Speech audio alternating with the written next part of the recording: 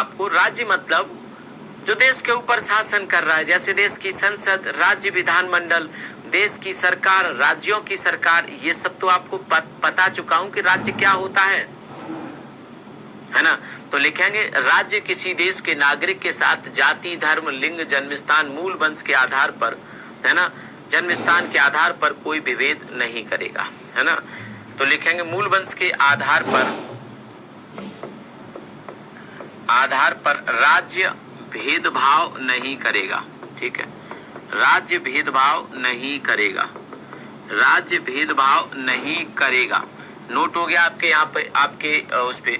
तो अनुच्छेद 15 का एक क्या कहता है कि राज्य किसी व्यक्ति के साथ जाति के आधार पर, धर्म के आधार पर, लिंग के आधार पर, जन्म स्थान या मूल वंश के आधार पर कोई भेदभाव नहीं होगा। इस बात को आप लोग याद रखिएगा। आ रही बात समझ में आप लोगों को?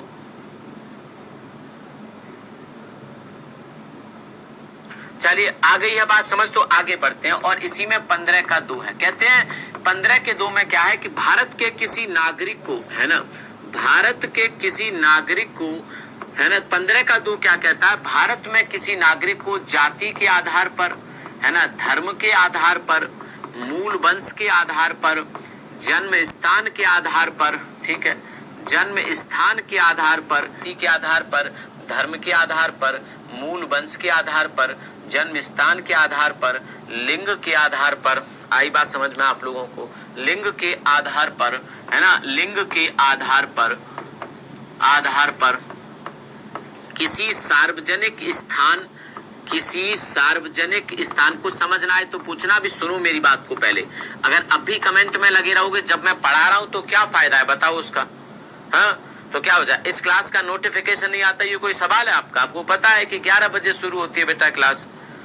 तो सार्वजनिक स्थान पर, है ना, किसी सार्वजनिक स्थान पर, कॉमा, किसी पार्क में, है ना, कॉमा, किसी सड़क पर, कॉमा, किसी दुकान में, कॉमा, किसी दुकान में, कॉमा, किसी स्नाना घाट पर, है ना, स्नाना घाट पर, कॉमा, किसी